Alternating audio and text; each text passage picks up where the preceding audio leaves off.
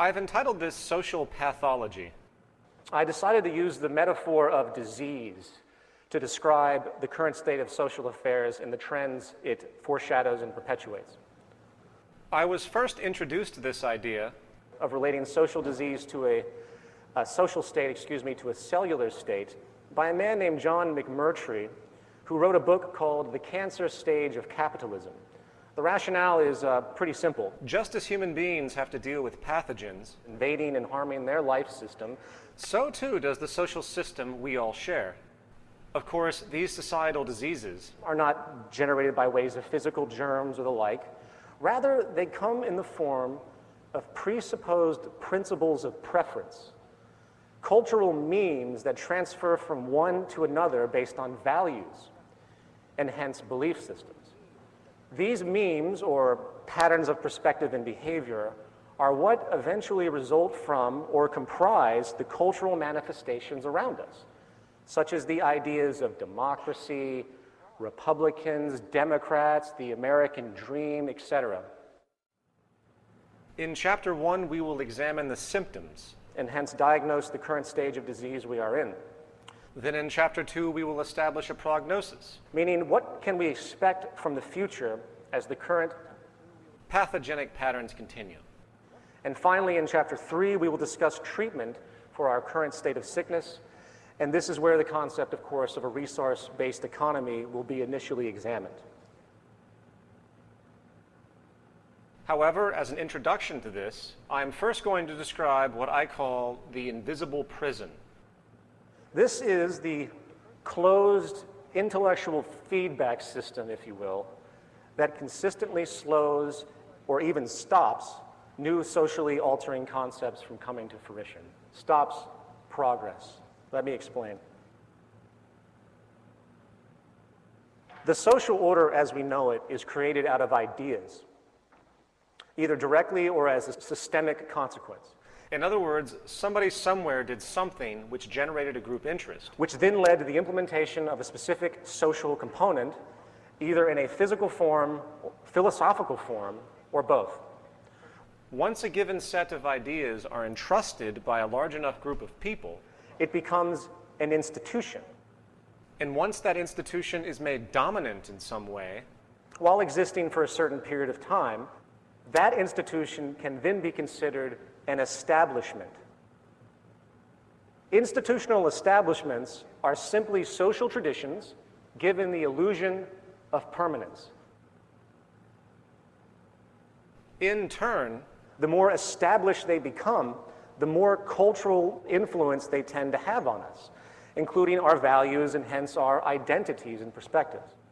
It is not an exaggeration to say that the established institutions governing a person's environment is no less than a conditioning platform to program, if you will, that person with a specific set of values required to maintain the establishment. Hence, we're going to call these established value programs. I have found the analogy of computer programming to be a great way to frame this point. While there is always a debate about genetics, an environmental influence, which, by the way, as I mentioned, Roxanne Meadows will go into at length later in the program, it's very easy to understand in the context of values, meaning what you think is important and not important, that information influences or conditioning is coming from the world around you. Make no mistake, every intellectual concept which each one of us finds merit with is the result of a cultural information influence, one way or another. The environment is a self-perpetuating programming process, and just like designing a software program for your computer, each human being is advertently and inadvertently programmed into their worldview. To continue the analogy, the human brain is a piece of hardware, and the environment around you constitutes the programming team which creates the values and perspective. Every word you know has been taught to you one way or another, and thus every concept and belief you have is a result of this same influence. Jacques Fresco once asked me, "How much of you is you?" The answer, of course, is kind of a paradox. For either nothing is me or everything is me. When it comes to the information I understand and act upon. Information is a serial process, meaning the only way that a human being can come up with any idea is through taking in dependent information that allows that idea to be realized. We appear to be culturally programmed from the moment we come into this world to the moment we die. And I'm not going to drill it in much more than that. However, consequently, the cultural attributes we maintain as important values are most often the ones that are reinforced by the external culture. I'm going to say that again. The most dominant cultural attributes maintained are the ones that are reinforced by your environment. If you are born into a society which rewards competition over collaboration, then you most likely will adopt those values in order to survive. The point is, we are essentially biochemical machines. And while the integrity of our machine processing power and memory is contingent in part on genetics, the source of our actions come fundamentally from the ideas and experiences installed on our mental hardware by the world around us. however, our biological computer, the human mind, has an evolutionarily installed operating system, if you will, with some seemingly difficult tendencies built in, which tends to limit our objectivity and hence our rational thought process. This comes in the form of emotional inclinations. You know, I'm sure many people here have heard the phrase, be objective. No human being can be fully objective. That's one of the important things I learned actually from Mr. Fresco. Therefore, there is a very common propensity for us humans to find something that works for our needs, Given this social structure, and then to hold on to it for dear life, regardless of new conflicting information which might rationally expect a logical change to occur. Change tends to be feared, for it upsets our associations. And by the way, when it comes to maintaining income in the monetary system, you see this propensity in full force, which I will talk about a lot more later. Therefore, anytime someone dares to present an idea outside of or contrary to the establishment programming, the reaction is often a condemning of the idea as blasphemy or undermining or a conspiracy or simply erroneous. For example, in the academic world, investigation often becomes confined to Self-referring circles of discourse, closed feedback loops, which assume that the foundational assumptions of their schools of thought are empirical. And only these experts, as defined by their established credentials, are considered viable authorities, therein often dominating influence over the public opinion. This is a doctor named Ignaz Semmelweis, and please excuse my lack of Hungarian pronunciation, but he was a physician who lived in the mid-1800s who performed childbirths. Through a series of events, he realized a pattern, that there was a relationship with the transfer of disease and the fact that the doctors of the times never washed their hands after performing autopsies. The doctors of the time would handle dead bodies in the lower elements of the hospitals, and then they would go up and they would perform childbirths without washing their hands.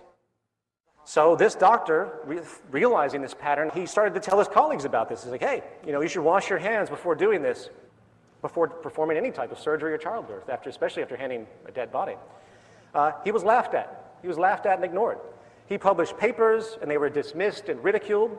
And after many years of trying this issue, he was finally committed to a mental institution, where he died. It was many years after his death, when Louis Pasteur developed the germ theory of disease, that his observations were finally understood, and people realized what a horrible mistake had been made.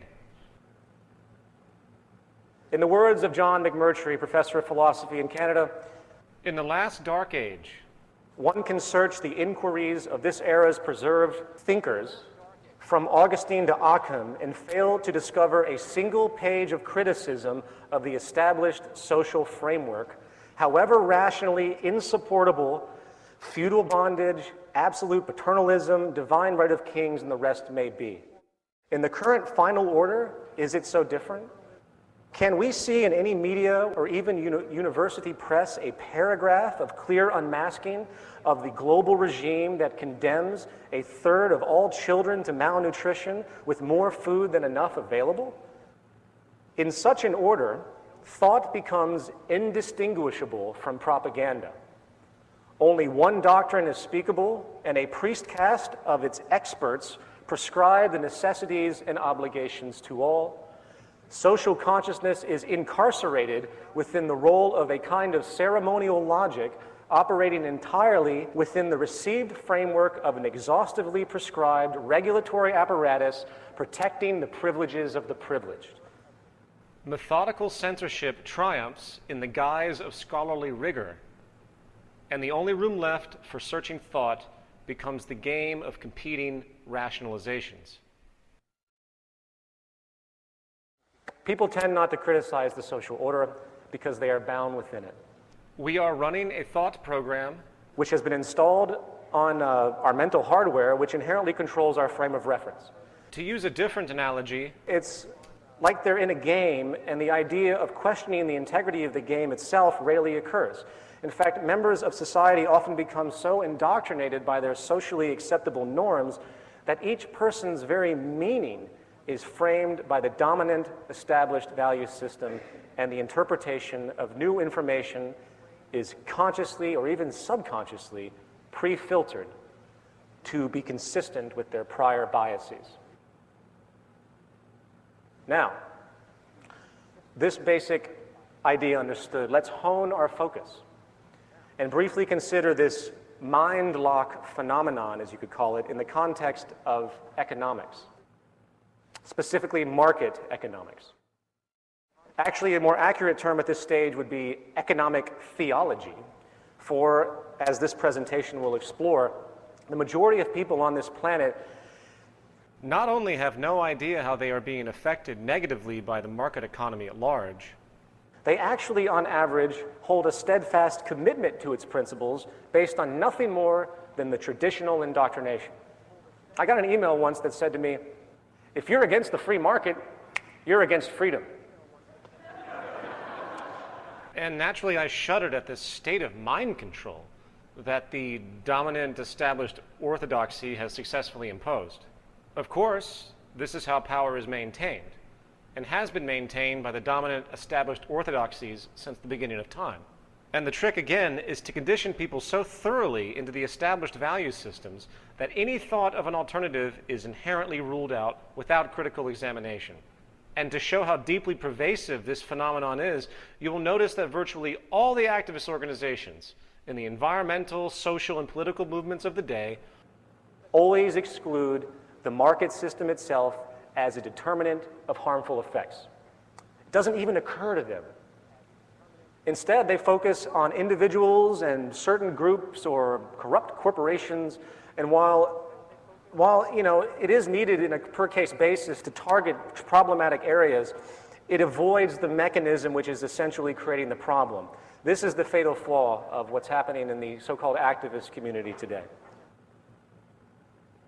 And, as will be firmly and clearly established over the course of this presentation, the greatest destroyer of ecology, the greatest source of waste and pollution, the greatest purveyor of violence, war, crime, inhumanity, poverty, and social distortion, the greatest generator of social and personal neuroses, mental disorders, depression, anxiety, and the greatest source of social paralysis, stopping us from moving into new methodologies for global sustainability and hence progress on this planet, is not some government, it's not some legislation, it's not some rogue corporation or monopoly or cartel, it's not some flaw of human nature. It is, in fact, the economic system itself at its very foundation. The market system, monetary system, free market, capitalist structure, whatever you want to call it, is not only the source of some of the greatest social problems we face today, it is also setting us up for what could be called the terminal stage of this disease, where the pathogenic social value cancer has mutated and multiplied to a point where we are now faced with nothing less than the death or collapse of modern civilization as we know it. Now, please understand, I'm not a doomsday theorist. I'm not here looking for general knee-jerk emotional reactions to say it's the end of the world. It doesn't take a genius to see where the trends are going, the trends that the media won't talk about. And given the pattern of political, economic, and environmental negligence and abuse, we're on a collision course, which I will explain as we continue. Are there solutions to these problems? Yes, there are. But they are so far outside of the status quo And a threat to those in power both politically and economically that they are just outright dismissed as irrational and absurd. The self-appointed guardians of the status quo won't even hear it because it's far outside of their reference and identity. Here's a few examples of some of the things that are currently happening right now, and there's many more. These are just a few that I popped up in the mainstream media. This is where the zeitgeist movement comes in. I'm really sorry to say, we can no longer rely on government institutions to steer us in the right direction. Every government on this planet is locked into an economically oriented social program which is self-serving, unsustainable, and destructive to one degree or another. The possibility of a smooth transition into a new enlightened social design which does not have the negative byproducts, which I'm going to talk about, is extremely limited given the options made available in the current order, meaning the legal system, the political system, etc.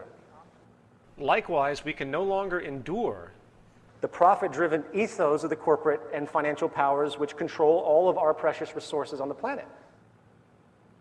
Resources we all need for survival. Society today is sick, and the illness permeates all life systems within it. And I see the zeitgeist movement as the immune system of the social world, if you will.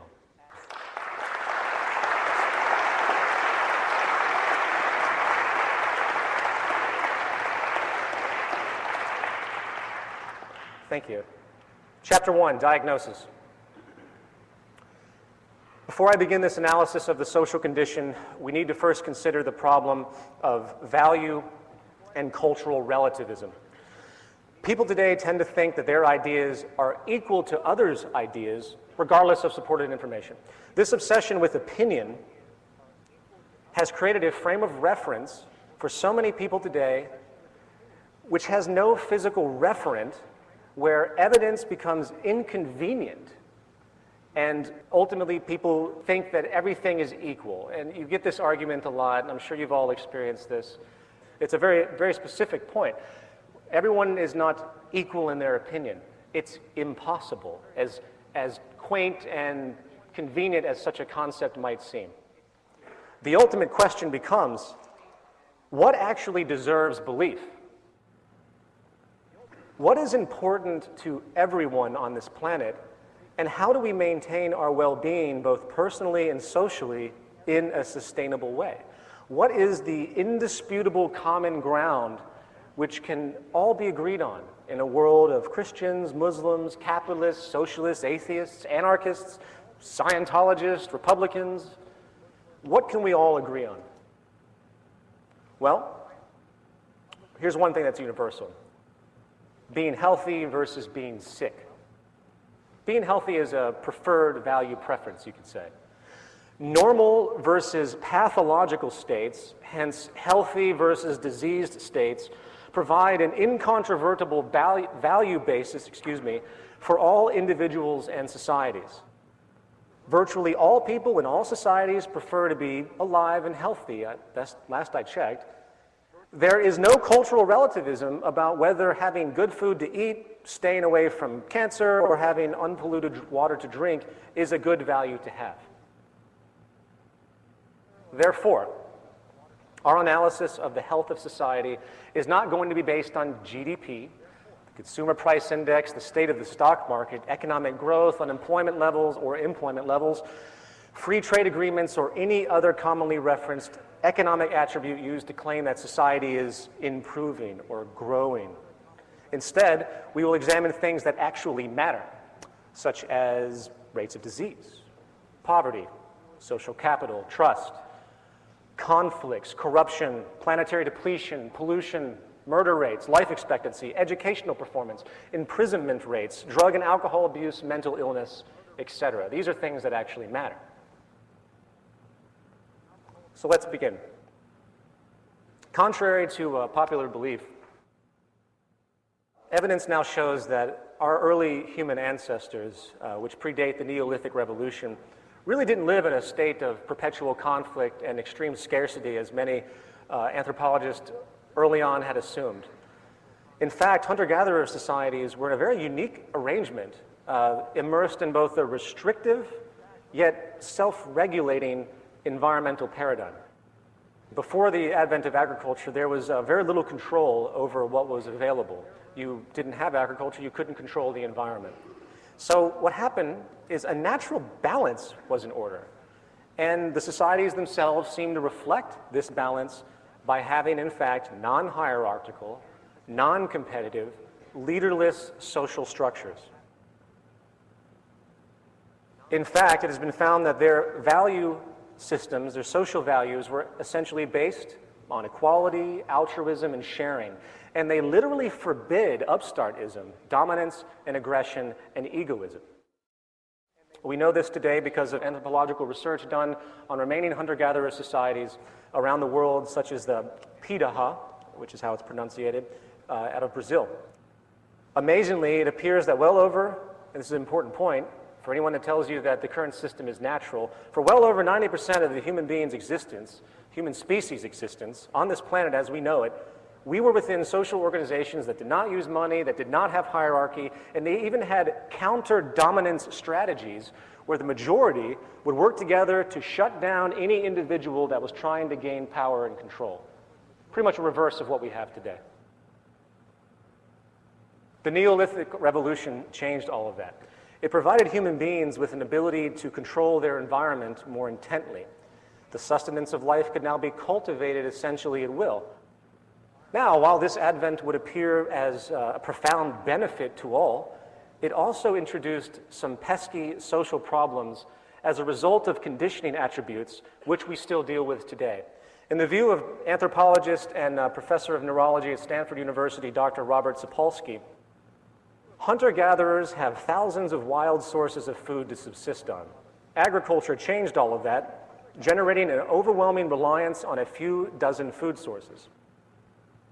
Agriculture allowed for the stockpiling of surplus resources and thus, inevitably, the unequal stockpiling of them, stratification of society, and the invention of classes. Thus, it has allowed for the invention of poverty. Since this dramatic change in the structure of human society, the creation of imbalances has continued, and social stratification and income inequality are now staples of the modern world, as we all know. In fact, many who are unfamiliar with human history would probably consider these attributes, again, to be part of some natural human order. It's so pervasive today.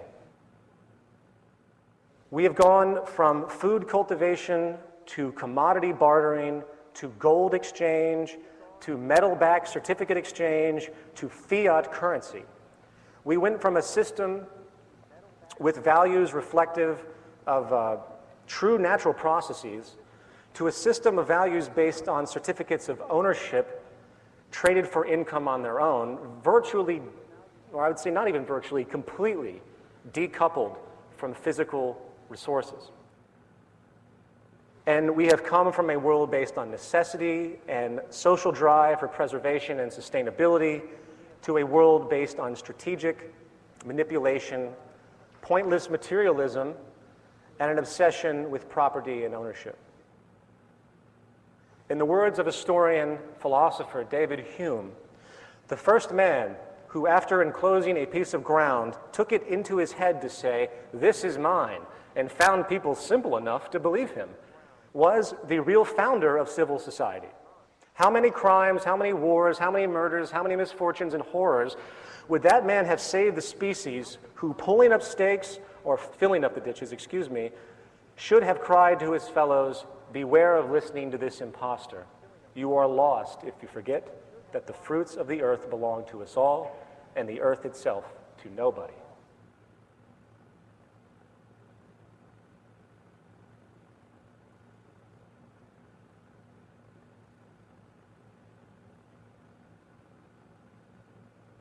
Moreover, scarcity is now a driving force for commerce.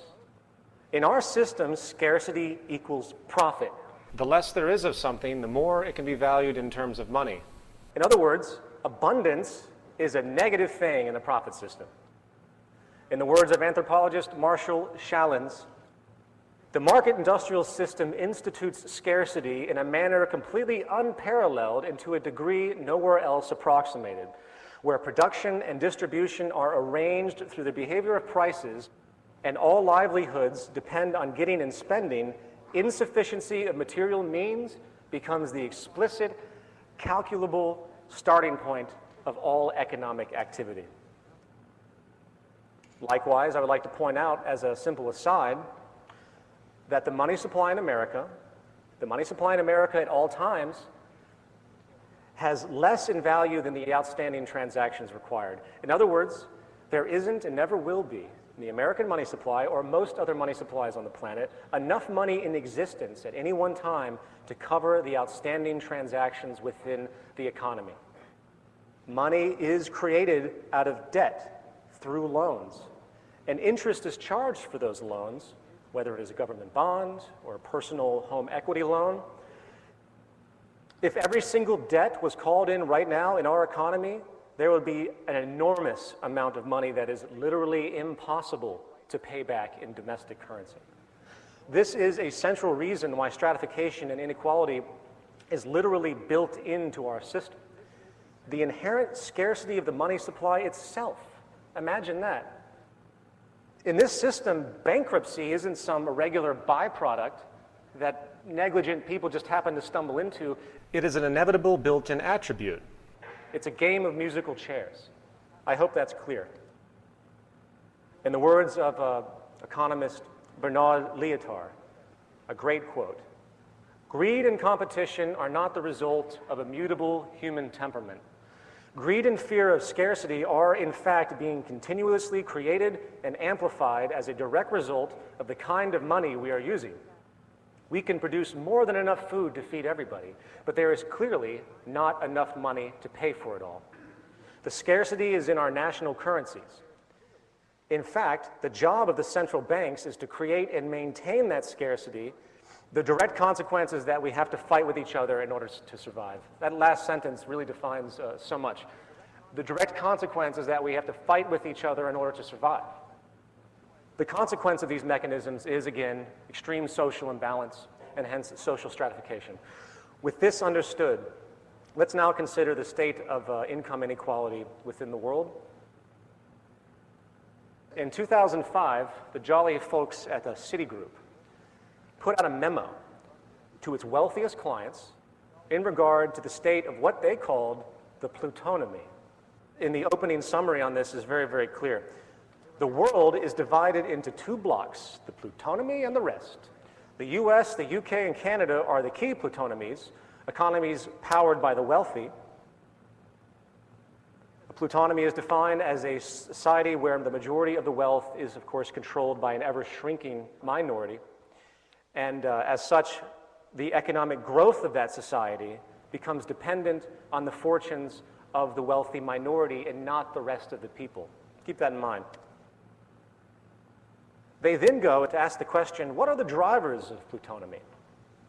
They state disruptive technology, driven productivity gains, creative financial innovation, capitalist-friendly cooperative governments, an international dimension of immigrants and overseas conquests invigorating wealth creation, slave labor,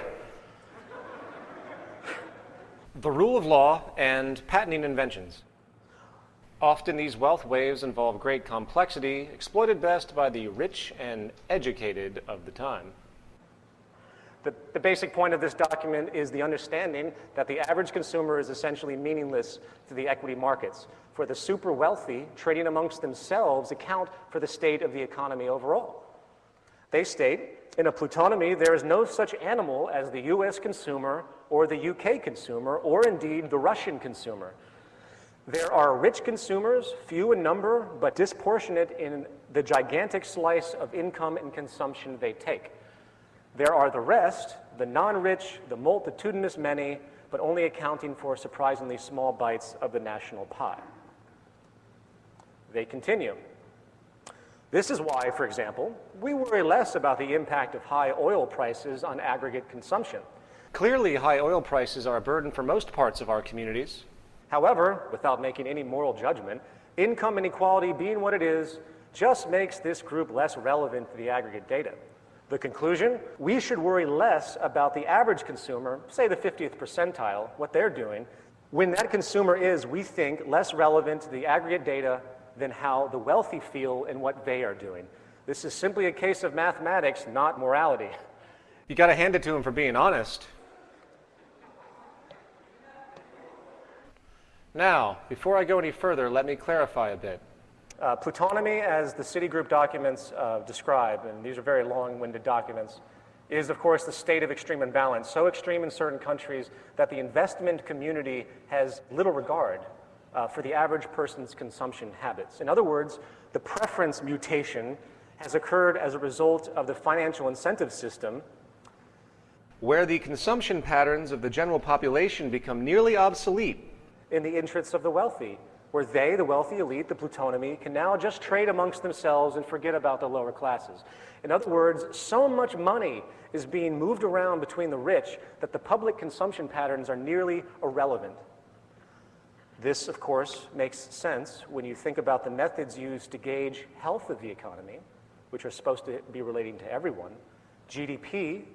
GDP is basically calculated by how much money people spend or make on a given good or service. So using the example of net worth, if you have the top 1% controlling 35% of the financial wealth in America, with the next 19% controlling 50%, leaving the bottom 80% with 15%, you have 20% of the American population controlling 85% of the money. And this is what Citigroup figured out. This very small section of the population is what actually powers everything. What this means is that the financial system has little incentive inherently to care about the actions or well-being, essentially, of 80% of the public. And since we all know that the financial system is the most powerful influence on most governments in the world, especially the US government, you begin to see that the only concern the ruling class has with regard to the majority of the population is merely to keep us complacent enough so a backlash does not occur.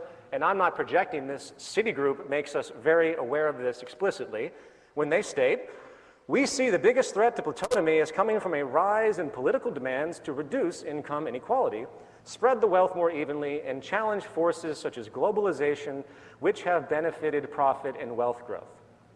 But don't worry, they're not too concerned. Our conclusion? The three levers governments and societies could pull on to end plutonomy are benign. Property rights are generally still intact, taxation policy is neutral to favorable, and globalization is keeping the supply of labor in surplus, acting as a brake on wage inflation. They summarize the heart of our plutonomy thesis that the rich are the dominant source of income, wealth, and demand in plutonomy countries such as the UK, US, Canada, and Australia, countries that have an economically liberal approach to wealth creation. We believe the actions of the rich and the proportion of rich people in an economy helps explain many of the nasty conundrums and fears that have vexed our equity clients recently, such as global imbalances or why high oil prices haven't destroyed demand. Plutonomy, we think, explains these problems away and tells us not to worry about them. Secondly, we believe the rich are going to keep getting richer in coming years, as capitalists, the rich, get an even bigger share of GDP as a result, principally, of globalization. We expect the global pool of labor in developing economies to keep wage inflation in check and profit margins rising. Good for the wealth of capitalists, relatively bad for developed market, unskilled, outsourceable labor. This bodes well for companies selling to or servicing the rich. Sorry to pull you through all of that long-winded text, but I hope it settles in what people at the top are really thinking about behind the financial system. And they are likely right. The rich are going to get richer. The current economic decline that we're in now really doesn't mean anything to the top 20%. It's the 80% that continue to suffer. But hey, who cares? Evidently, the top 20% power the economy anyway, And I'm not even going to go into what this means in regard to our naive assumptions of democracy in the modern world. In fact, in the words of former Supreme Court Justice Louis D. Brandeis, I believe is how you pronunciate it, we can have democracy in this country, or we can have great wealth concentrated in the hands of a few, but we cannot have both.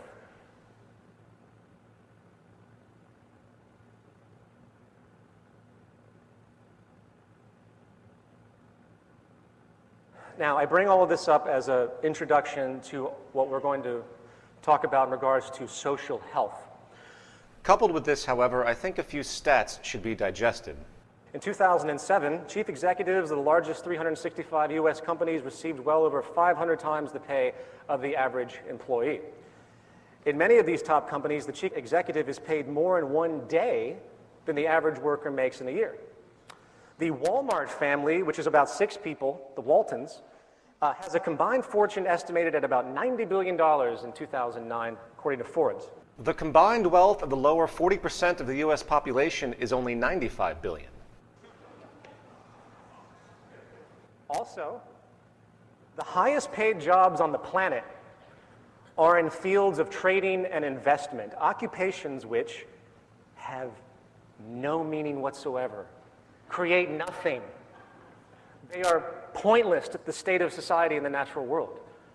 In 2005, the average annual take-home pay for managers of the top 26 hedge funds, aka gambling casinos, was $363 million each.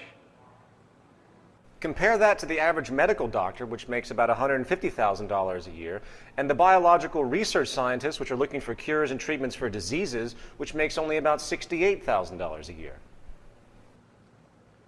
You get the point. Income equality is here, and it is growing, and it appears to be unstoppable when you look at the mechanisms of the financial markets and the culturally accepted reality of tremendous wage differentials among different fields. So now, we present the question. What does this mean to our health, to our well-being? Groundbreaking research by Richard Wilkinson and Kate Pickett of the UK in the area of social inequalities in health and the social detriments of health has given us some profound realizations about what it means to have a society based and driven by inequality. To summarize this groundbreaking research, the common view that social problems are caused directly by singular material conditions such as bad housing or poor diets or lack of educational opportunities and so on is being overturned. The idea that more wealthy societies do better than poorer societies in regard to health in general is not the case.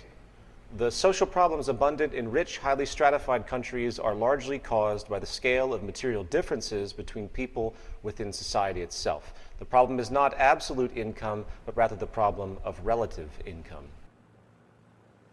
If you compare groups of people with the same income in different countries, you find that those in more unequal countries do much worse than those in more equal countries with the same income.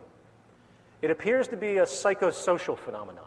Inequality seems to make countries socially dysfunctional. And as based on measures of societal health, crime rates, and well-being, it is safe to say, as you will see me point out, that really our current structure is nothing more than a social failure. Life expectancy. On this chart, we see a specific set of wealthy countries. I apologize for those that can't read this in the back. I'll do my best to point out what is going on here. Basically, the y-axis you see is life expectancy, and the x-axis is income inequality going from left to right, low to high. Life expectancy, bottom to top, of course, low to high. As you can see in this, Japan has the lowest amount of income inequality, but with a staggeringly high life expectancy. While Singapore, trumping only the United States in this particular set of countries analyzed, which are mostly wealthy countries, has the greatest income inequality, and the regression line in the middle shows clearly how the patterns moving from lower inequality to greater inequality reduces the life expectancy of all of these countries. Drug use. We see the United States as having the highest level of inequality based on the sample set, while also being within the top 4 of countries with the most illegal drug use: US, New Zealand, Australia, and the UK. While in the lower echelon, you have Japan, Sweden, and Finland, which have the least amount of inequality and the least drug use. Well, Greece is in there too. It's the trends that are important here. You can see the clear regression line. I want to expand on this particular one. The reasoning for this, there was a study done in 2002 with macaque monkeys. In this study, 20 monkeys were observed and analyzed in regard to social hierarchies that developed in different circumstances, noting which animals were dominant and which were subordinate. The result was that the monkeys that had become dominant had more dopamine activity in their brain than they had exhibited before they became dominant, while the monkeys that became subordinate showed very little changes in their brain chemistry. In turn, after teaching the monkeys how to administer cocaine to themselves through levers, it was found that the subordinate monkeys took in much more cocaine than the dominant monkeys. In other words, it's a form of self-medication. Let's continue on to mental illness. Mental illness is much more common in more unequal countries. Once again, we have the US at the peak of mental illness. We have Japan at the lowest echelon. As you can see from this chart, mental illness and inequality are very much correlated. A quick glance at SSRI antidepressant drug visits to doctor's offices among adults 18 years of age or older in the United States from 1995 to 2002 shows a clear trend of growing dependencies on antidepressants. The most common type of disorders, of course, are anxiety and depression. A psychologist by the name of Jean Twenge did an interesting study which proved that Americans are much more anxious than they used to be. A survey of college students from 1952 to 1993 across 52,000 students found that students today were more anxious, than 85% of the population at the beginning of the study, meaning 1952. By the late 1980s, the average American child was more anxious than the child psychiatric patients of the 1950s. As far as depression, a study called Time Trends in Adolescent Mental Health found that in Britain, depression among people in their mid-20s was found to be twice as common in a study of 10,000 or so people born in 1970. 10,000 people study, twice as common in 1970 as it was in 1958. It also found that in general, psychosocial disorders affecting young people have risen substantially over the past 50 years. In Germany, Italy, Japan, and Spain, 1 in 10 are deemed mentally ill in a year. In the UK, it's 1 in 5, and in the US, it's 1 in 4. Across entire populations, rates of mental illness are 5 times greater in the most unequal countries compared to the least equal. Now, of course, I know what you're saying. What about genetics? I think Richard Wilkinson summed it up very well. Although mental illness can be affected by changes in the levels of certain chemicals in the brain, nobody has shown that these are actually causes of depression, rather than changes caused by depression. Although some genetic vulnerability may underlie some mental illness, this cannot by itself explain the huge rise in illness in recent decades. Our genes cannot change that fast. And let's move on to the idea of trust. Another word for this is social capital. Social capital is defined as an attitude, spirit, or willingness of people to engage in collective civic activities. Hence, there's a strong trust relationship. As you can see in the chart, those that feel they can trust one another are much more common, naturally, in societies that have less inequality. This, of course, is beyond obvious, as I'm sure many would agree. Naturally, with greater inequality, people are less caring of one another. In fact, mistrust and inequality, I think, reinforce each other. Now, this point is probably enough for a 1-hour lecture in and of itself. What is a society if people cannot trust each other? It's important to realize that the idea of friendship and the notions that couple in with friendship, which is ultimately a quality of trust, is a characteristic completely opposed to the competition mentality and the economic theories of self-interest we see today. Empathy, reciprocation, and cooperation equates to good health, while suspicion, fight, competition always equates to high levels of stress and hence destruction. As we'll talk about in a second, stress is one of the deadliest killers that we know of. It's a secret killer. And living in a society where you have to look over your shoulder and where you have to fight for everything that you have, where you have to question virtually every transaction given the initial assumption that the person might be trying to pull one over on you for their own betterment. The fact of the matter is we thrive socially on trust and cooperation, provably by health standards. And social structures which create relationships based on inequality, inferiority, and social exclusion are inflicted with the greatest deal of social pain and neuroses. Let's move on to educational scores. This one's very interesting. Not only do more unequal countries have worse educational attainment, kids are more likely to drop out of school as well. Interestingly, class distinctions and their effect have become very obvious in this regard. For example, a study was done in 2004 where they took 321 high-caste Indian boys and put them with 321 low-caste Indian boys, and they were given a task of solving a certain problem. The first time they did this, the caste relationship, the social status, was not announced to these children. They had no idea who was around them. And you can see the caste unannounced, low caste actually beat the high caste. The second time they did it, the results were dramatically skewed. As the lower caste did much worse than before, while the higher caste did better. This is psychological. It's a psychosocial superiority relationship that has been repeated many times in many cases through other studies, which has the exact same consequence. People are greatly affected by their perceived status in society. When we expect to be viewed as inferior, very often we perform as such. Homicide rates. As you can see, the United States blows everything out of the water when it comes to homicide rates. And obviously, if you look at the regression trend, homicide rates are naturally more common in unequal societies. In fact, violence itself is probably the most established attribute of social inequality over any of the things that we're talking about in these examples. James Gilligan, who was a prison psychiatrist for 25 years, and he is currently director for the Center for Study of Violence at Harvard University, had this to say about his experience dealing with violent criminals to the extensive length that he has. The prison inmates I work with have told me repeatedly, when I asked them why they have assaulted someone, that it was because he disrespected me.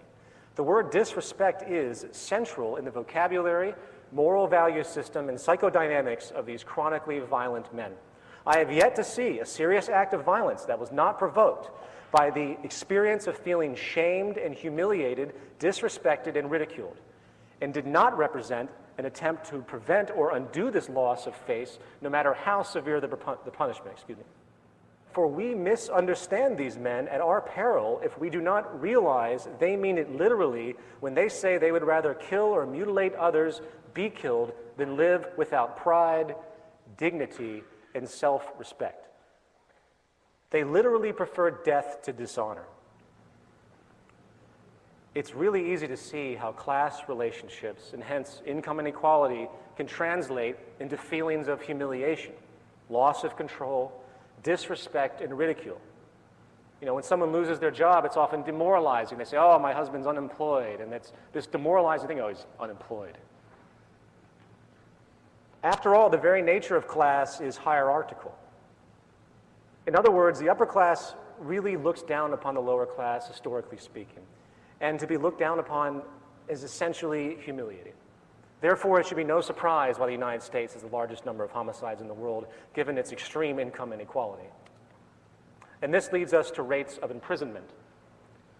The trend is very acute as well. Obviously, as we can see, imprisonment rates are much higher in unequal countries.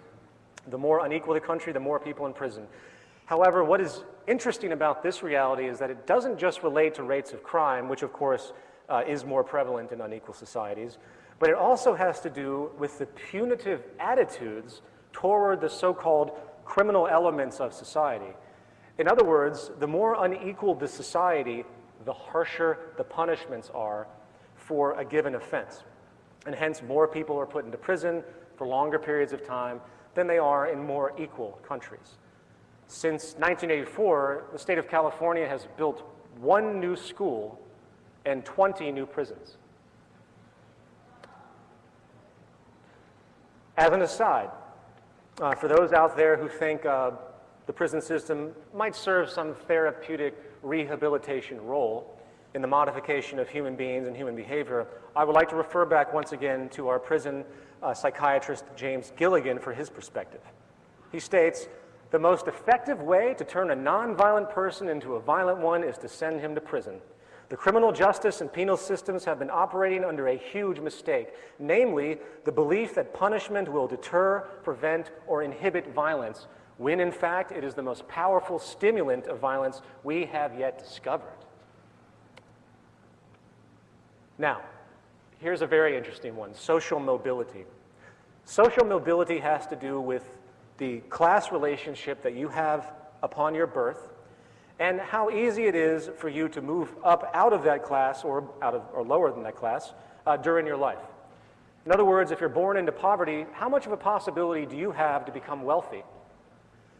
Well, as you can see by this chart, the United States, home of the American dream, has the lowest mobility rate of all the countries in the sample set.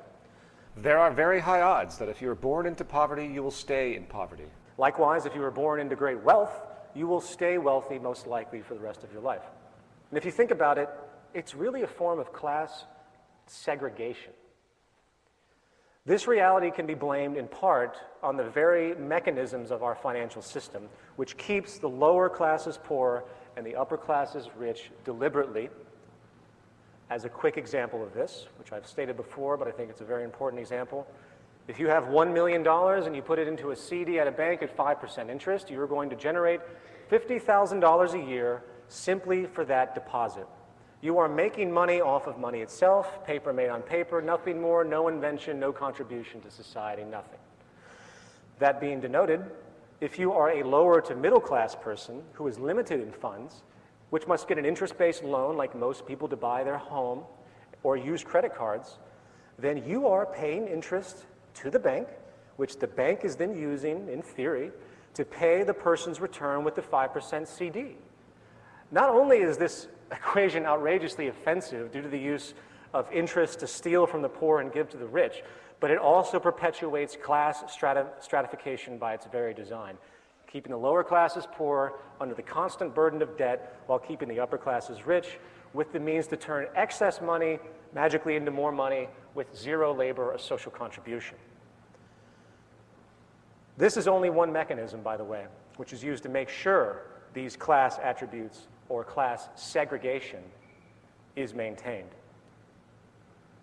Infant mortality, very simply, more high in unequal countries than less unequal countries.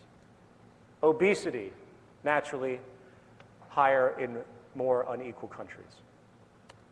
Teenage birth rates, higher in more unequal countries.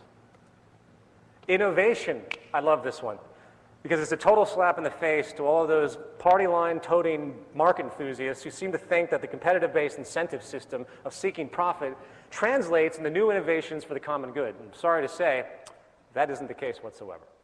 Using the measure of patents per million, Finland, Sweden, and Ireland trump the United States when it comes to invention. And finally, let's take a look at an aggregate summation that was compiled of the many points that we have just examined. This chart shows life expectancy, math, literacy, infant mortality, homicides, imprisonment, teenage births, trust, obesity, mental illness, drugs, alcohol use, and social mobility. As you can see, in the United States, with the highest level of stratification, we are the absolute worst. And just to make sure you understand this analysis clearly, here is a chart showing absolute income of the same thing you just saw. As you can tell, there is no pattern. There is no trend regression line. Here they are side by side, so you can see how viable this information really is. The trend is very clear about the ramifications of inequality in a given country or social environment. As a final point on this topic of inequality and its consequences, I want to bring up a study called the Whitehall Study, which was in 2 rounds, 1 and 2, stretching over, I believe, about 60 or 70 years. Professor Michael Marmont of the Department of Epidemiology and Public Health at University College of London was the director of these studies. He used the British civil service system as the subject group, and they found that there is a gradient of health quality in industrialized societies, which is not simply a matter of poor health for the disadvantaged and good health for everyone else. Something else was happening. Remember, this is the UK, which has socialized healthcare. So everyone essentially has equal access to the same amount of healthcare. They found, regardless of this, that there was a social distribution of disease as you went from the top of the socioeconomic ladder to the bottom. And the types of diseases that people would get would change on average. For example, the lowest rungs of the hierarchy had a 4-fold increase of heart disease-based mortality compared to the highest rungs. And this pattern was, to a certain degree, again, irrespective of access to healthcare. This is just one example, by the way. It's a gradient of health problems that emerge that cannot be explained by absolute income. And it, in fact, goes back to the stress response if you go into it and research these points. Even in a country with universal health care, the worse a person's financial status and position in the hierarchy, the worse their health is going to be on average. In other words, people in higher socioeconomic positions, those higher in the pyramid, live longer, enjoy better health, and suffer less from disability, while those of lower socioeconomic status die younger and suffer the greater burden of disability and disease. This comes in the form, again, of a gradient, meaning that from the higher upper class straight down to the lower class, bottom class, each successive step down or up the socioeconomic ladder constitutes a respective quality change in a person's health. The bottom line is that there's a great deal of statistical data that screams that living in a more equal society is more healthy and productive for about 99.9% of the population. It is only those at the very tip of the pyramid that could be considered unaffected by the disease known as social inequality. Equality benefits everyone, in other words. Now, given this reality, it begs the question, what is the actual psychosocial cause of these issues? What are the most dominant mechanisms in place that continually support class division and the neuroses and sickness it generates? Well, we really don't have to look very far for a viable possibility. The cultural programming wing of the market system is the advertising industry, which serves to perpetuate the consumption values that you see around you. However, it goes much deeper than that. It goes much deeper than just getting people to buy things for a specific company's profit. The fact is, the values of materialism and consumption are of dire importance to the operation of the world economy. Without those values, the system would falter, and let me explain why. At the core of the economy as we know it lies the unalterable requirement for constant, perpetual, cyclical consumption. In other words, the entire basis of what we refer to as economic growth, which in turn is translated into things such as gross domestic product, which are supposed to be measures of social progress and the like, is nothing more than human beings constantly and perpetually buying and selling over and over and over again. If human beings do not buy things, companies and stores cannot afford to pay their employees. If an employee cannot be paid, then that employee, which is also the consumer, cannot go out and spend the money they receive from employment back into the system to perpetuate the cycle. If people do not constantly spend their money, the entire economic structure, including the entire labor system, would completely collapse. Given this reality, the highest priority of any corporation, or in fact, any government that cares about its economy, is to make sure the public has an immediate interest to constantly consume. It is interesting to point out that America was originally founded on a certain degree of a Protestant work ethic, a Protestant worldview, where thrift and savings were actually dominant values back then. Since that time, advertising agencies had to switch their arguments from utility-oriented angles to those engaged in for emotional appeal, and status enhancement. Americans now consume twice as much as they did before the end of World War II. As an historical note, one of the leading figures in this American value hijacking, as I would call it, is a man named Edward Bernays. Bernays is most famous for his book called Propaganda, in which it was bought by many people, including Joseph Goebbels. He was hired by all the major corporations many, many decades ago to help influence the public into buying things very simply that they did not need. A new world of neurotic associations, such as materialism and conspicuous consumption, to quote Thorsten Veblen, was unleashed during this time and has grown and mutated dramatically. Today, human needs have become utterly perverted by the imposed, suggested wants generated by the consumption-provoking mechanism of marketing and advertising. The more dissatisfied and unhappy a population is, the better it is for advertising agencies and corporations. Consumerism feeds on a form of inferiority and self-consciousness. And that translates very literally into identity and social status. Amazingly, the indoctrination is so powerful that consumerism is regarded by most of society as reflecting some kind of basic human interest, as though it's a reflection of human nature. This, of course, is baseless. In fact, our neurotic need to shop and consume is actually a reflection of how deeply social we are and how influenced we are by the social programming and status orientation of possessions and appearances and everything else that's been pushed upon us. Okay, on this note, I'm now going to begin to transition the next section of this presentation. And to bridge that, I want to make a point that not only does the status-generated consumption patterns of most of the public, especially in America, cause a great deal of social stress, leading in part to many of the problems we have just analyzed, the propensity for constant cyclical consumption, which again is required for the entire world economy to function, is also outlining trends which show a clear path to severe environmental problems and the continual breakdown of civilization as we know it, as we destroy all of our natural resources through this idiotic act of conspicuous consumption to fuel GDP. Part 2, prognosis. The prior points made about the well-being and quality of life issues associated with social imbalance is a big issue. However, to be fair, just because there's a propensity for an overweight, violent, diseased, mentally disturbed, selfish, untrusting, illiterate population does not necessarily translate into the consequence of social collapse, as we're beginning to see. So we're going to move on, putting the basic well-being of humanity aside for a moment and focus on the mechanisms of the social system itself and the larger order problems that are being generated. Okay, here's the deal.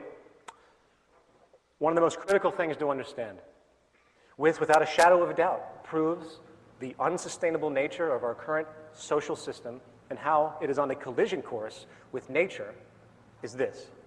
Due to the way money and hence the market system functions, we are locked into an incompatible paradigm where two mutually exclusive operating principles, one, the need for constant consumption or infinite growth, collides with an unyielding finite planet and hence the physical laws of nature. You simply cannot have an infinite growth of commerce and hence consumption in a closed system such as the planet Earth. For all those that don't fully understand this, let me explain more. The planet Earth is basically a closed system when it comes to its resources. All the minerals and energy deposits that we currently use have rates of cultivation that dramatically exceed the lifespan of the human being. For example, oil and fossil fuels in general took over 100 million years easy for them to come about.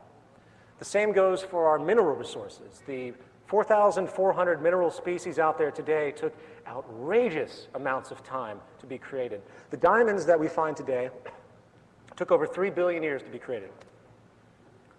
Now, given this environmental reality, it would seem painfully obvious that the most important aspect of any earthly society would be the preservation of the Earth's resources, right? It would seem, in fact, that the entire basis of any economic structure would have as the #1 priority the preservation of the resources of the planet. Why? Because once it's gone, it's gone. For example, even at this stage of scientific inquiry, we cannot take a tire, which contains probably 6 or 7 gallons of oil, and convert it back into combustible fuel. So instead of having a logical system of resource management where we actually monitor the Earth's resources and try, as the human species, to strategically orient our use of these precious finite elements, we came up with something much more interesting. And it's called the infinite growth economic paradigm. In our current system, we grab as many resources as we can, we throw them into anything that we think someone will buy, and we try to manipulate each other into buying these things from us for profit. In fact, the entire basis of the free market ideology is using and exchanging as many resources as possible, as fast as possible, to generate as much money as possible, which in turn is used to exploit more resources over and over again. We've created a global money and profit-driven structure which consists of a circular exchange protocol, if you will, where money must move from the consumer to the employer to the employee, which is the consumer again, and the only way, again, to sustain this pattern, to keep people employed, the only way to keep people eating, the only way to keep GDP up, the only way to keep the stock market up, is through the mandate that goods and services comprised, again, of our finite resources and energy are constantly and perpetually used and sold ad infinitum, irregardless of purpose, utility, or respect for what we actually have. I couldn't possibly come up with a more destructive manner for organizing society. And the sad thing is, people don't see this whatsoever. They have been conditioned into ideologies. Capitalism, communism, socialism, well, guess what? Any social ideology, specifically economic, which does not directly relate to the resources of the planet in its doctrines explicitly, meaning the attributes of our environment which actually sustain our lives, is an inapplicable and thus irrelevant social ideology. Case in point, oil and fossil fuels. We live in a hydrocarbon economy, as I'm sure you all know.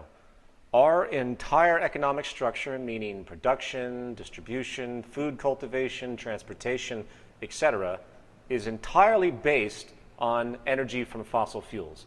There are 10 calories of hydrocarbon energy in every 1 calorie of food currently consumed in the industrialized world. This is M. King Hubbert, a geologist and, interestingly enough, a technocrat. M. King Hubbert predicted in the late 1940s that the United States would peak in its oil production in 1970. Of course, he was ridiculed, laughed at, and scorned by the scientific establishment. And unfortunately, he was right. The U.S. did peak in the 1970s. In fact, some studies now show that global oil discoveries have likely peaked around the same time. The exact date is debatable, but it doesn't change anything. Now, before I go any further, I know some of you out there are saying, how do we know that these statistics are accurate? How do we know that the research institutions are unaware of existing oil supplies that go undiscovered? And how do we know if the oil corporations themselves, which contain the data, are not lying to simply boost their profits? Well, these are good questions, but there is no question about the decline in the United States. We do import over 70% of our oil now. And as far as the global peak, all you really have to do is look at the drilling patterns of the major corporations to see that almost every major oil company is desperate to find new oil reserves, and they have gone almost everywhere legally possible to do so. The oil on this planet, which took 100 million years to generate, regardless of what you believe about depletion rates, is going to run out one way or another. It is an unsustainable practice. And I won't even go into the obvious dangers associated with burning fossil fuels in regards to its environmental effects, which we're all hearing about today. As an aside, it is not at all irrational or hasty to consider that the peak oil issue just might have something to do with the fact that the United States, which consumes 25% of the world's energy while having only 5% of the population, has the largest permanent military bases in history situated in the Middle East with no evidence whatsoever of ever leaving this region. Obama has already stated that he is going to leave 50,000 troops in the Middle East indefinitely. This is the guy that got the Nobel Peace Prize. As we continue in the Middle East to probe and agitate countries which contain, guess what, the majority of the remaining recoverable oil on this planet, such as Iran. Give it some thought. Now, if you take for a moment to consider that peak oil and its relationship to the economic system and geopolitics might be relevant to the U.S. involvement in the Middle East, you'll tend to find the world starts to make a lot more sense. In the words of M. King Hubbard, we are in a crisis in the evolution of human society. It's unique to both human and geological history. It has never happened before, and it can't possibly happen again. You can only use oil once. Soon, all the oil is going to be burned and all the metals mined and scattered. This is obviously a scenario of catastrophe, but we have the technology. All we have to do is completely overhaul our culture and find an alternative to money. We are not starting from zero. We have an enormous amount of existing technical knowledge, just a matter of putting it all together. A non-catastrophic solution is impossible unless the society is made stable. This means abandoning two axioms of our culture, the current work ethic and the idea that growth is a normal state of life.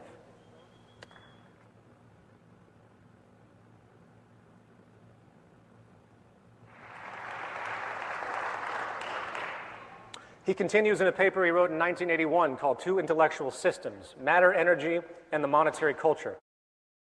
Hubbard writes, the world's present industrial civilization is handicapped by the coexistence of two universal, overlapping, and incompatible intellectual systems.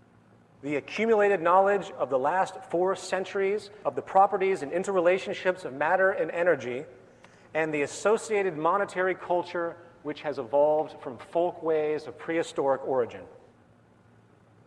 You simply cannot have a society operate based on this necessity for constant growth to maintain, ironically, stability. We have at our disposal a tremendous number of alternative energies. And infrastructure possibilities. And sophisticated manners of implementation. Which could reduce our reliance on fossil fuels dramatically, paving the way to a world that would have zero reliance on hydrocarbon energies at all. Unfortunately, you are not going to see this anytime soon, for the economic paradigm we live in sets up another serious problem that we need to address, and I simply call this establishment paralysis. Given our tremendous reliance on hydrocarbon energy at this stage of human evolution, people, when hearing about the obvious problem of depletion, naively brush it off under the assumption that the establishment is actually preparing for a transition out of our dependency on hydrocarbons. Or better yet, that the establishment can actually afford to create a transition. In order to understand the difficulty of moving out of our current established energy paradigm, we must first realize that from a financial standpoint, there is very little motivation to move into a new system. This is the very nature of an established institution in the monetary system. The fact of the matter is, an exorbitant amount of money, I know this will sound strange to many of you, an exorbitant amount of money is going to be made on the scarcity of energy and, in fact, the collapse of society itself. Our economic system is predicated on making money on the way up and making money on the way down. Those in power, referencing back to that Citigroup document I talked about, have a propensity to care more about the short-term, short-sighted financial benefits of running out of energy than they care about the pivotal life-supporting attributes that it provides. If you look back at history, you see that the concern over depleting fossil fuels has been talked about for a long time. And many scientists in the 1960s and 70s felt that by the year 2000, we would have an entirely different energy infrastructure. Why didn't that happen? Why is it that the Reagan administration ripped off the solar panels from the White House that Jimmy Carter had installed? Why is it the U.S. government sided with big oil so the electric car would be squashed in the United States? The answer, of course, is that our profit market-based system sets up a natural defensive propensity to stop anything if those changes find the prior establishment to be obsolete. This is likely the most caustic attribute of our current situation, the knee-jerk propensity to stop productive change for the sake of preserving market share and profit for select groups. Think about it. If you start a company, you hire employees, you generate income. What have you done? You've created an institution which yourself and your coworkers rely on for their income and hence survival. Therefore, you will do what you need to protect yourself and your life-sustaining company. It is providing for your standard of living. In other words, there is a built-in short-sightedness. And this survival element, which is only operational in our current profit-oriented system, is what is stopping needed change from coming to pass. I could probably ramble off many examples of new advents that have been pushed to the side because they're either too efficient or too sustainable for the market system to absorb, or simply money can't be made continually off of them. It can't perpetuate the system, or it puts an industry out of work. It puts people out of work. There is a human element to this. So there's a natural need, a natural attribute, where people say, well, okay, this is probably better for society, but I need to make money now. I can't think about the transition, so let's just push this aside for now. That's what's happening over and over and over and over again. It's not that they're bad people or anything like that. This is what the system has created. Simultaneously, let's remember that the market system requires constant problems. In order for the public interest in consumption to be maintained, problems and cultural influence is required. The more problems there are, the better the economy, generally speaking. In this system, it is inherently good for cars to break down. It is good for people to get cancer. It is good for computers to become quickly obsolete. Why? More money. To put it into a sentence, change, abundance, sustainability, and efficiency are the enemies of the profit structure. Progressive advancements in science and technology, which can resolve problems of inefficiency and scarcity once and for all, are, in effect, making the prior establishment's servicing of those problems obsolete. Therefore, in a monetary system, corporations are not just in competition with other corporations. They are actually in competition with progress itself.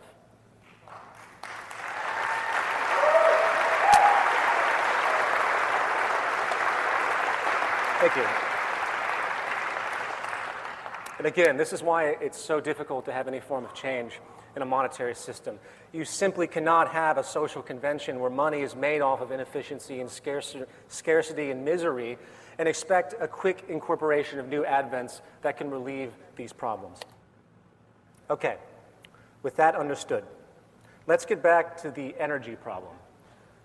The final issue I'd like to point out is this. Apart from the fact that there's a great deal of money to be made by the select few as the majority suffers, apart from the fact that the established energy institutions have little motivation to forego their profitability to alter society's energy mediums, is the very harsh reality that due to the outstanding debts globally right now, I think as we all know, the Earth is essentially bankrupt, as hilarious as that is, there is likely not going to be enough money to change anything. And I want everyone to think about this very critically. As exciting as the potentials are for renewable energy in the fields of solar, geothermal, tidal wave, and the like, potentials that have been documented thoroughly that will far exceed the global energy consumption by thousands of percent. We still have the serious problem in our current structure of financing the infrastructure to make this transition. How do we transition into a new infrastructure where every single government on this planet, every country owes money to someone else, where they're seeing a systemic breakdown of bankruptcy starting to occur in Europe, and the United States is just a matter of time? Given the current state of affairs and the urgency of renovation, especially with peak oil, how can we possibly afford to make a transition to these renewable energies before the scarcity of oil begins to shut down due to excessive oil prices because of supply and demand? One study by a leading expert in Sweden predicts by 2030, the world will be using 10 barrels of oil for every new barrel discovered or extracted. That's really not that far away. So, how can we expect the United States, with over $12 trillion worth of debt, barely able to cover its interest payments to other governments, with state bankruptcies occurring, near depression-level unemployment, cutting social programs. We're already selling off infrastructure to foreign countries. How can we expect to afford to move into a new infrastructure? I'm using energy as just a singular example. There's many other problems that we have to deal with. In 2008, the executive director of the International Energy Agency stated that it would take $22 trillion in investment to update the global energy supply infrastructure by 2030. $22 trillion. Where is that money going to come from? Do you really think that we're going to get away with just randomly printing more and more money in the central banks and expect no inflationary repercussions or debt collapse repercussions? Remember, all money comes into existence from loans. There has to be an initiator. Every single dollar in all of your wallets is owed to somebody by somebody.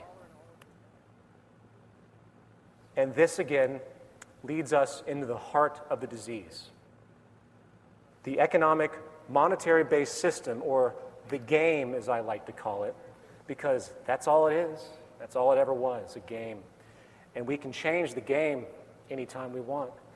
We just need to convince those who are winning the game to put down their pieces for a moment and ask themselves if the game they are playing is really going to reward them in the long run.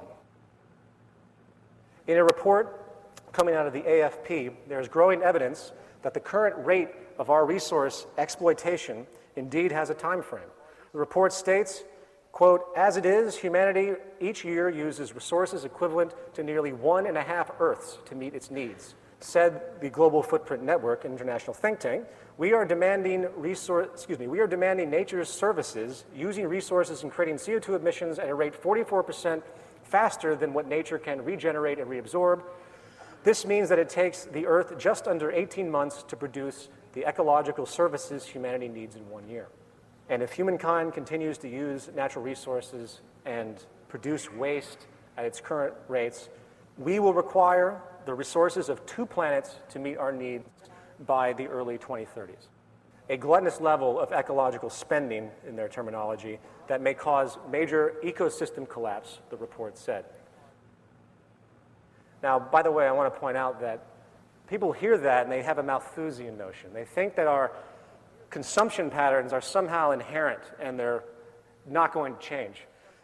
I read a statistic recently, and for my new film, I'm going to do a huge section on waste attributes of certain industries. And what I've come to find is that of all the production that's done, on average, 75% is waste. 75% is waste. Of all the materials that are created and put into circulation and taken out, 90% of those end up in landfills, I believe, within 6 months. This isn't about some natural human thing that we're doing. This is about the social system's obsession with constantly consuming for the sake of economic growth. In an analysis done by the IRRC, by 2025, it's predicted that 2/3 of the world will experience water scarcity. 2/3 of the world by 2025. Many seemingly wealthy countries are already turning to desalination processes. In turn, over 1 billion people are starving on this planet. Do you, with everything that we have discussed, think that any of these things are going to get better, given our current financial crisis? And again, in case you haven't figured it out, the problems of water scarcity and food scarcity is indeed 100% economic. There are many types of desalination processes which could take salt water and convert it into clean water in all of these poor countries. But guess what?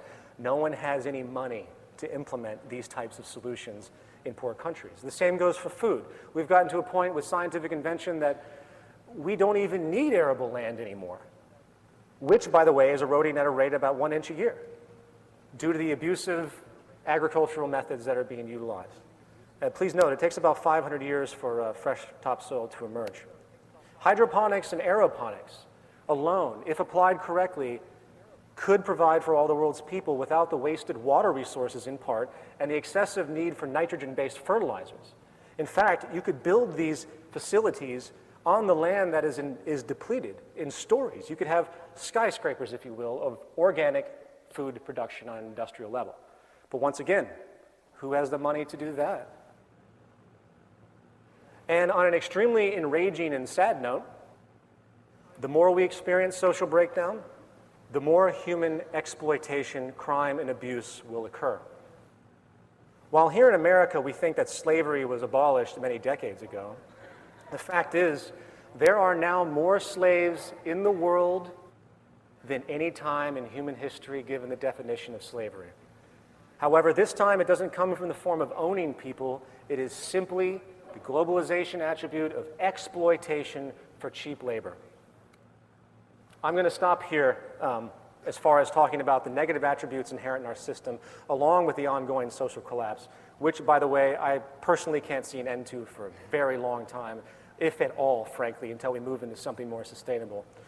The personal and private debts, for example, are so high right now that it's going to take a number of bubbles to burst before any type of so-called stability is going to occur. Anyway, before I go on to the final section of this talk, which is essentially an introduction to the Venus Project and a resource-based economy, let me summarize by saying that the monetary paradigm, economic structure as we know it, is again the basic systemic source of the majority of the world's problems we have around us.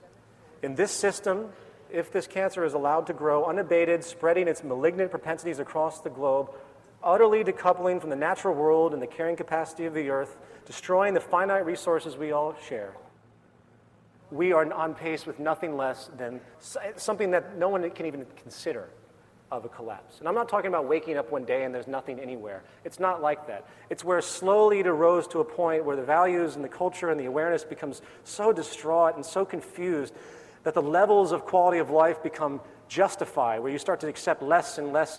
It's going to slow everything down to a crawl.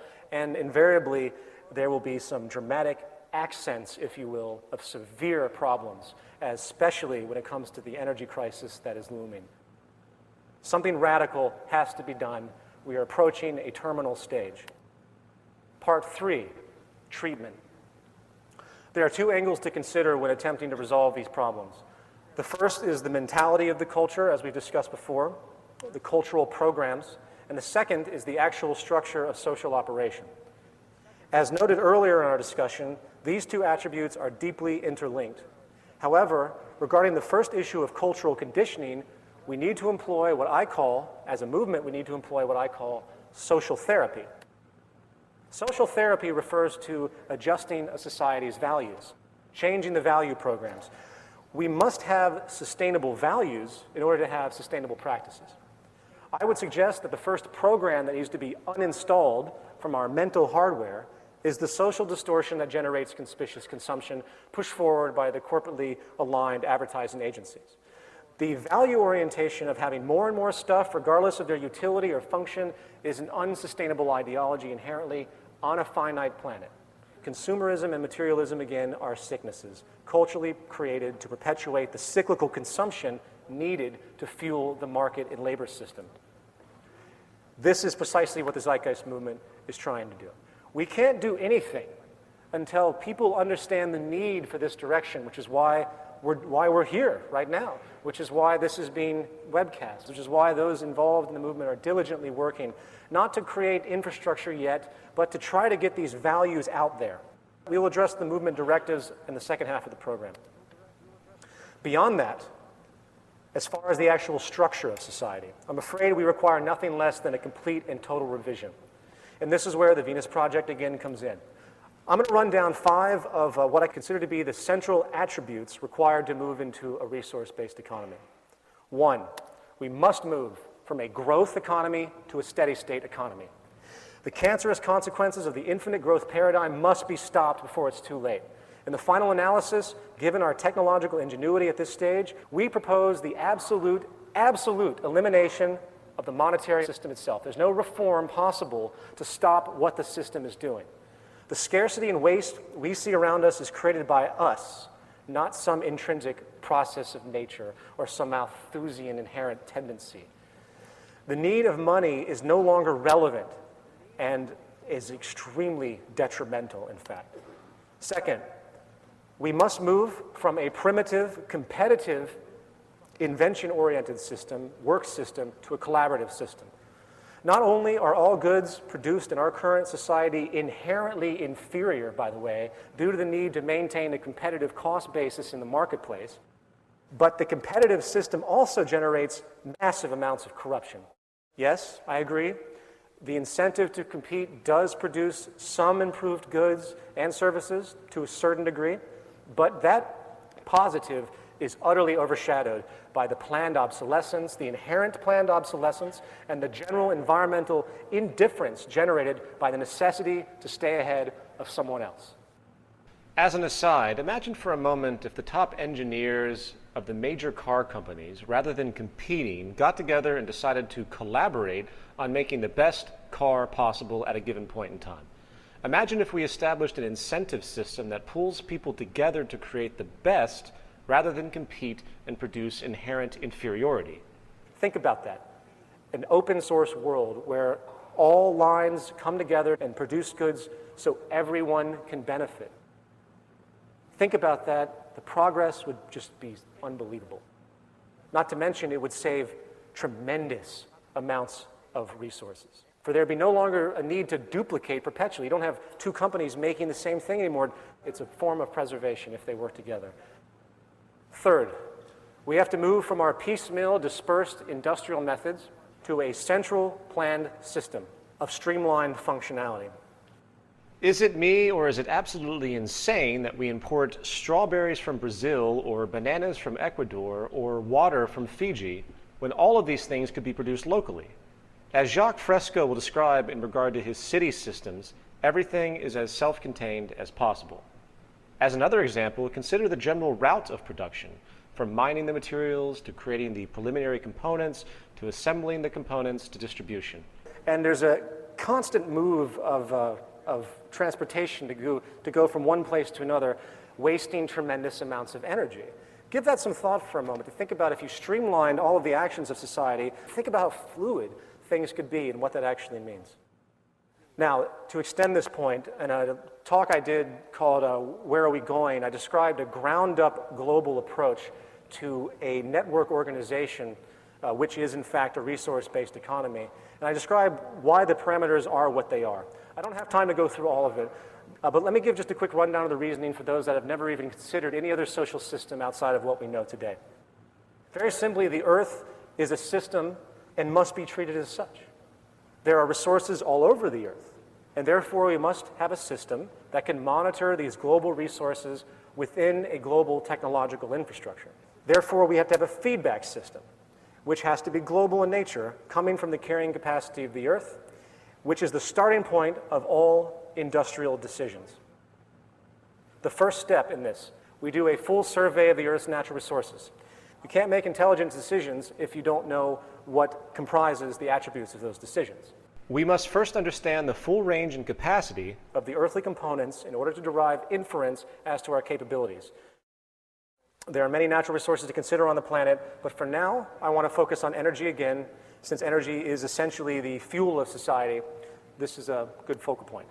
So what do? We scan the Earth holistically. Yes, we scan the entire planet, listing all relevant energy locations and potentials. The potentials, of course, to clarify, are based in part on the state of technology. I don't want to go into all the technical attributes of harnessing and things like that. For example, solar technology has dramatic potential at this stage due to the advent of nanotechnology. We are seeing a possible exponential increase in this potential where really small solar panels can have up to 97, 98% efficiency in the radiation that they pull in. Moving on. So we have this raw data. What do? We just rate each resource based on its renewability, pollution, and all the factors that have to do with the act of extraction and everything that goes along with it. It becomes self-defining, based explicitly on the goal of sustainability and maximum efficiency. Those resources that have the most negative retroactions are given the least priority in utilization. For example, fossil fuels are no longer needed. They're not renewable. They pollute the environment. Given the tremendous power of geothermal, wind, wave, and solar combined, there is, again, no reason to burn fossil fuels at all. Once we realize this, we move to our third point, distribution and monitoring. Energy distribution and infrastructure projects would logically be formulated based on technological possibility and, naturally, proximity to sources. In other words, if you have wind energy being utilized in Asia, it's not likely going to be delivered to Latin America. So distribution parameters would be self-evident based upon the technology and proximity practicality. Likewise, Again, active resource monitoring done through Earth sensors would allow a constant awareness of our rates of use, the rates of depletion, the rates of renewal, or any other parameter relevant to know. This is pivotal for us to maintain what we can consider a balanced load economy. If the scarcity of any resource is going to occur, we will see it far in advance, and we can forecast it, and we can make proper actions to adjust accordingly before it becomes a very large problem. This idea, of course, is nothing new. You see this in your inkjet printer. Your printer has an ink level, comes up to tell you what you have. And just to show that this isn't some bizarre idea that's impossible, Hewlett-Packard just recently came out with what amazingly they called a central nervous system for Earth, which the first time I heard that sentence was actually out of the mouth of Jacques Fresco. And that's exactly what they're attempting to do in a limited sense. They're trying to develop a wireless sensoring system to acquire extremely high resolution seismic data on land, and this is exactly the direction. It's funny with these things that have been talked about for a long time, and people say, oh, that could never happen, and we see it begin to happen in small pockets, if you will. All we have to do is scale this out and expand it for the needs that we require. Okay, so what do we have so far? We have the locations of our energy resources. We have the outputs and potentials and distribution qualifiers based on strategic usage. You would survey the public to see what they wanted. Just as someone goes to a store, they say to themselves, well, I want this. They get what they need, and it becomes a statistical point. Therefore, it's a dynamic monitoring of the consumption rates. And finally, we have a system of active resource monitoring that reports the state of energy supplies, rates of usage, and other relevant trends. I know I'm moving very quickly with this. If you want to hear a more expanded expression of this point, you can go online and watch the lecture, Where Are We Going?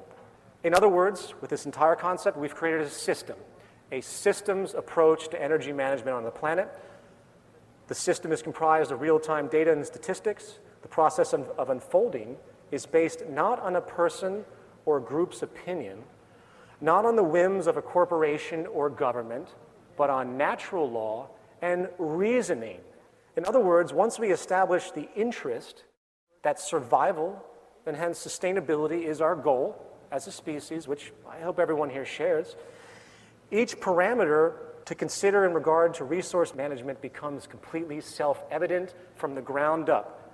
It's called arriving at decisions as opposed to making them, which is a subjective act based on incomplete information and very often cultural or personal biases. Using this energy model as a procedural example, and I'm going to start moving very quickly because I didn't realize how long this presentation was. It's already almost 5:30. We would compile this information into a computer database management program. And this will be the logical means to monitor and have automation systems to correct elements that are problematic. We want to eliminate the subjectivity currently dominant in our society. This is like a nervous system. There's no reason to vote on anything. There's no reason to debate anything in Congress. Moving on to point 4. For the sake of humanity and efficiency, we need to stop wasting time on labor processes that are generated by the market system to maintain employment. We need to move into deliberate automation of everything we can. Given the current state of technology today, there is absolutely no reason for a waiter to exist in any restaurant. There is absolutely no reason for anyone to work at the post office. There is absolutely no reason why anyone should be in virtually any factory whatsoever. I've been working on a statistical data set for a project that I'm doing in regard to employment in America, considering what percentage of the current workforce could be automated at this stage of technological know-how, coupled with eliminating occupations that have no social return, such as Wall Street, including all jobs that have anything to do with money.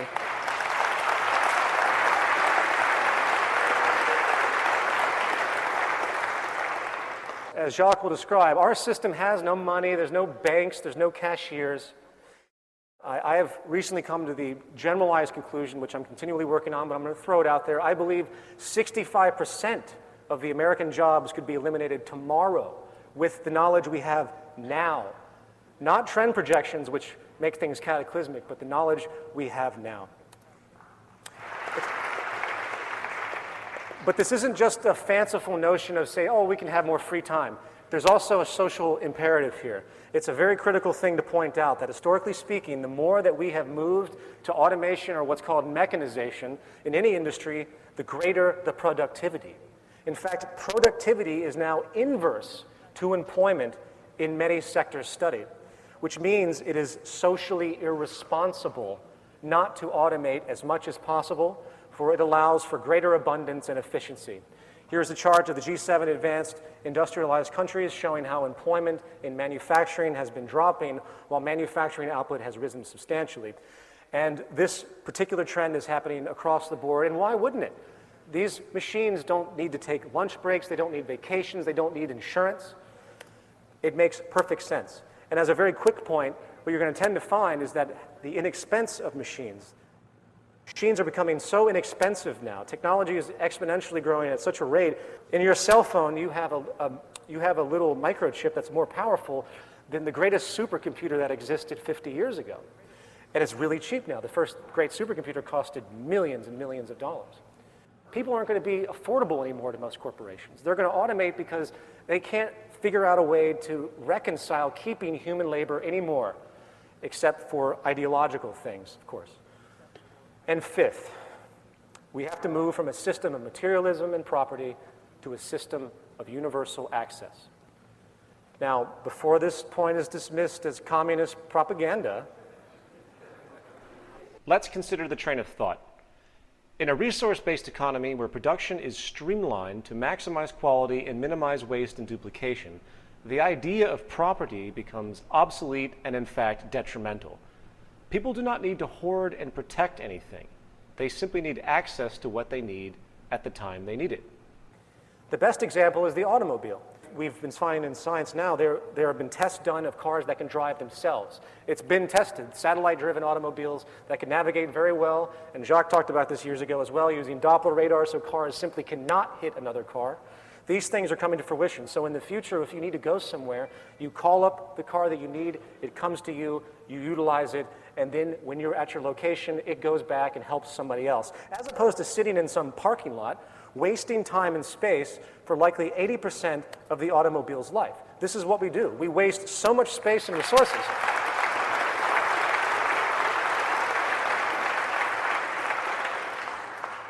We waste so much space and resources with this primitive concept of personal ownership. It is environmentally detrimental and socially inefficient. And by the way, property isn't an American or capitalist idea. It's really a primitive mental perspective generated from generations of scarcity. People claimed legal ownership because it was simply a form of protection. It's also controlled restriction, in fact. You know, no longer would someone need to live in one place. One could travel the world constantly, getting what they need as they move along. Anything needed is obtained without restriction. There's no reason to even steal something, and this is an extremely important point. How could you steal something that no one owns? You certainly couldn't resell it because there's no money. Right there, you have 95% of all crime gone.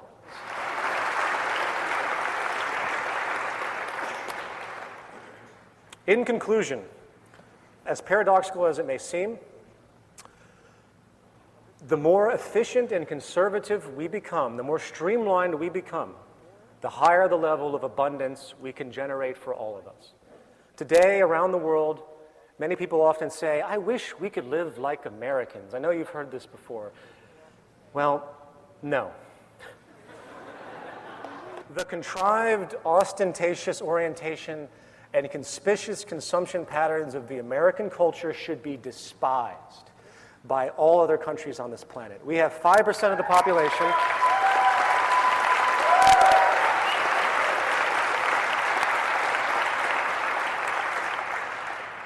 We have 5% of the population and we consume 30% of the world's resources. It's insane. In a resource-based economy where we base our production and distribution on physical reference, starting with the carrying capacity of the earth, where we streamline our labor expression towards things that have a long-term social return, when we get rid of the cancer known as the financial system and start to share our resources in a diligent way, working together, avoiding the false values of materialism and consumption pushed upon our culture, we find that we can provide a high quality of life for everyone on this planet while eliminating all of the central reasons for war, poverty, destitution, violence, criminal behavior, neuroses, it would be the dawn of a world we could actually label a civilization. And if that isn't a goal worth working towards, I don't know what is. Thank you.